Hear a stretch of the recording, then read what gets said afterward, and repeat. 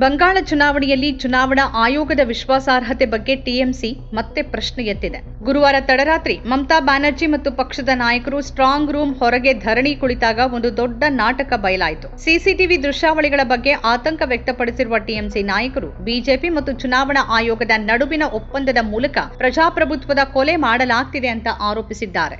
BJP ಕಾರ್ಯಕರ್ತರು strong ರೂಮ್ಗೆ ಹೇಗೆ ಬಂದ್ರು, ಅವ್ರು ಬರೋದಾದ್ರೆ ಟಿಎಂಸಿಯನ್ನ ಯಾಕೆ ಆಹ್ವಾನಿಸಲಾಗಿಲ್ಲ ಅಂತ ಟಿಎಂಸಿ ಕೇಳ್ತಿದೆ. ಬಿಜೆಪಿ ಮತ್ತು ಚುನಾವಣಾ ಆಯೋಗ ಮತಪೆಟ್ಟಿಗೆಗಳನ್ನ ತೆರೆಯಲು ಪಿತೂರಿ ನಡೆಸ್ತಿದೆ ಅಂತ ಸಿಸಿಟಿವಿ ದೃಶ್ಯಾವಳಿಗಳು ಸಂಪೂರ್ಣವಾಗಿ ಬಹಿರಂಗಪಡಿಸಿವೆ ಅನ್ನೋದು ಟಿಎಂಸಿ ಆರೋಪ. ಇದು ಸಂಪೂರ್ಣ ಚುನಾವಣಾ ವಂಚನೆಯಾಗಿದ್ದು ಬಹಿರಂಗವಾಗಿ ನಡೀತಿದೆ. ಮುಂದೆ ಏನಾಗತ್ತೆ ಅನ್ನೋ ಪ್ರಶ್ನೆ ಎತ್ತಲಾಗಿದೆ. ಟಿಎಂಸಿ ನಾಯಕರು ನೇತಾಜಿ ಒಳಾಂಗಣ ಕ್ರೀಡಾಂಗಣದಲ್ಲಿ ಧರಣಿ ಕುಳಿತಿದ್ರೆ ಅದರ ನಡುವೆ ಮಮತಾ ಬ್ಯಾನರ್ಜಿ ಭವಾನಿಪುರಕ್ಕೆ ಆಗಮಿಸಿ ಅಲ್ಲೂ ಏನೋ ಅನುಮಾನಾಸ್ಪದವಾಗಿ ನಡೀತಿದೆ ಅಂತ ಆರೋಪಿಸಿದ್ದಾರೆ. ಹಲವು ಸ್ಥಳಗಳಲ್ಲಿ ಏನೋ ಕುಶಲತೆ ನಡೀತಿದೆ ಅನ್ನೋದು ಸಿಸಿಟಿವಿ ದೃಶ್ಯಾವಳಿಗಳಲ್ಲಿ ಕಾಣಿಸ್ತಿದೆ ಮತ್ತು ಹೊರಗಿನ ಯಾರೋ ಒಳಗೆ ಬಂದು ಅದನ್ನ ತೆರೀತಿದ್ದಾರೆ, ನೋಡ್ತಿದ್ದಾರೆ. ನಾನು ಹೋಗಿ ಅದನ್ನ ನೋಡ್ಬೇಕು ಅಂತ ಭಾವಿಸ್ದೆ. ಮೊದಲಿಗೆ ಕೇಂದ್ರ ಪೊಲೀಸರು ನನ್ನನ್ನ ಒಳಗೆ ಬಿಡ್ಲಿಲ್ಲ ಅಂತ ಹೇಳಿದ್ದಾರೆ.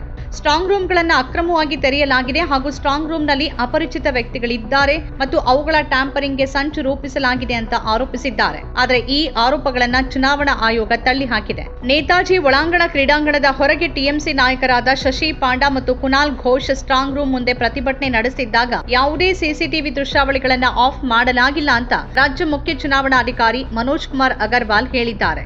ಎಲ್ಲ 8 ಸ್ಟ್ರಾಂಗ್ ರೂಮ್ಗಳು, 7 ಇವಿಎಂಗಳು ಮತ್ತು 1 ಅಂಚೆ ಮತಪತ್ರದ ಸಿಸಿಟಿವಿ ದೃಶ್ಯಾವಳಿಗಳನ್ನು ಪ್ರಸಾರ ಮಾಡಲಾಗ್ತಿದೆ. ಯಾವುದೇ ಅಕ್ರಮ ನಡೆದಿಲ್ಲ ಅಂತ ಮನೋಜ್ ಕುಮಾರ್ ಅಗರ್ವಾಲ್ ಹೇಳಿದ್ದಾರೆ.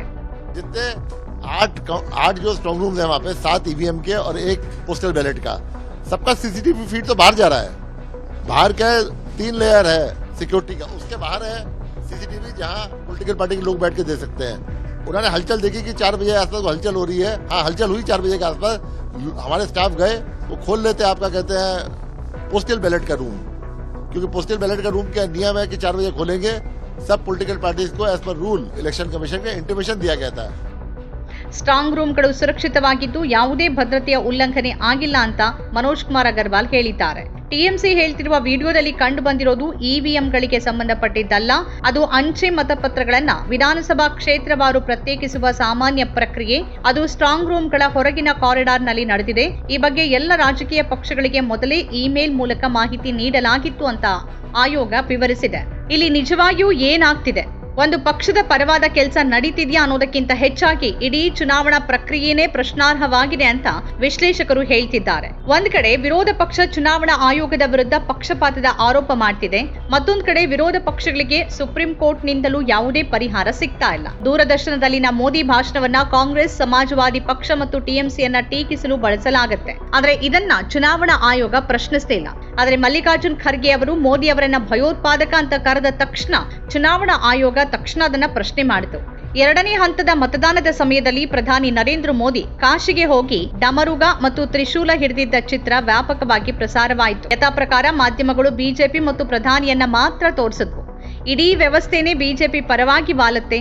ಹೀಗಿರುವಾಗ ಮೇ 4ರ ಫಲಿತಾಂಶ ಏನಿರಬಹುದು ಅನ್ನೋದನ್ನ ಕಾಯ್ಬೇಕಾಗಿದೆ. ನಮ್ಮ ಕಾರ್ಯಕ್ರಮಗಳನ್ನ ನೀವು ನೋಡ್ತಾ ಇದ್ರೆ ನಮ್ಮ ಚಾನೆಲ್ ಅನ್ನ ಸಬ್ಸ್ಕ್ರೈಬ್ ಮಾಡಿ, ಪಕ್ಕದ ಬೆಲ್ ಐಕನ್ ಒತ್ತಿ ನಮ್ಮನ್ನ ಬೆಂಬಲಿಸಿ. ಹಾಗೆ ನಮ್ಮ ಕಾರ್ಯಕ್ರಮಗಳನ್ನ ಲೈಕ್ ಮಾಡಿ, ಕಮೆಂಟ್ ಮಾಡಿ, ಅದನ್ನ ಬೇರೆಯವರಿಗೂ ವಾಟ್ಸ್ಆಪ್ ಮೂಲಕ ಶೇರ್ ಮಾಡಿ. ನೀವು ಹೀಗೆ ಮಾಡಿದಾಗ ನಮ್ಮ ಚಾನೆಲ್ ಇನ್ನಷ್ಟು ಮತ್ತಷ್ಟು ಜನರಿಗೆ ತಲುಪಲು ನೀವು ನಮ್ಮೊಂದಿಗೆ ಸಹಕರಿಸಿದ ಹಾಗಾಗುತ್ತೆ. ಇದು ನೀವು ಯಾವುದೇ ಖರ್ಚಿಲ್ಲದೆ ಕೆಲವೇ ಸೆಕೆಂಡುಗಳಲ್ಲಿ ನೀಡಬಹುದಾದ ಸಹಕಾರ. ಧನ್ಯವಾದಗಳು.